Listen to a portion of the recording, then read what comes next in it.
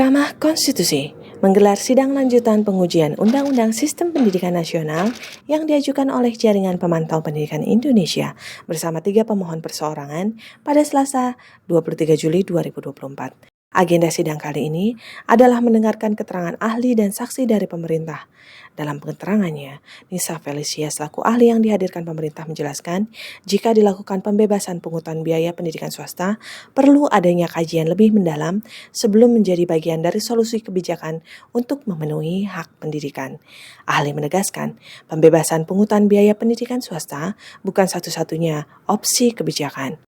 Untuk menentukan sekolah mana yang layak untuk kemudian didanai oleh pemerintah dan dijamin bahwa hak pendidikan anak terpenuhi baik dari segi akses dan kualitasnya, maka yang juga rumit dalam pengalaman kami adalah menentukan sekolah mana yang dapat atau layak, sekolah mana yang belum layak, tapi harus dulu meningkatkan kualitasnya agar kita tidak mengarahkan anak-anak kita, generasi muda kita untuk masuk ke pendidikan yang sebenarnya dari sisi pemenuhan standarnya masih di bawah. Sementara itu, Kepala Biro Perencanaan Kemendikbudristek, Vivi Andriani, selaku saksi pemerintah menyebut, Kemendikbudristek hanya mengelola anggaran pendidikan sebesar 15% atau setara dengan 98,9 triliun dari anggaran pendidikan tahun 2024 yang berjumlah sebesar 665 triliun. Dapat kami sampaikan bahwa anggaran pendidikan pada belanja non-kementerian lembaga sebesar 47 triliun dan anggaran pembiayaan sebesar 77 triliun merupakan perencanaan yang sepenuhnya dilakukan oleh Kementerian Keuangan.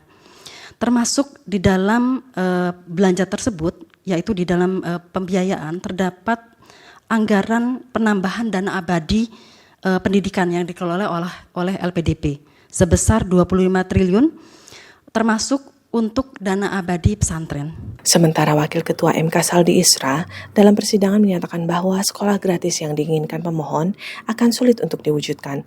Tapi paling tidak, menurut Saldi, yang harus dipikirkan pemerintah sekarang adalah bagaimana. Tapi paling tidak, menurut Saldi, yang harus dipikirkan pemerintah sekarang adalah bagaimana komponen-komponen tertentu dari pendidikan tidak lagi menjadi tanggung jawab peserta didik.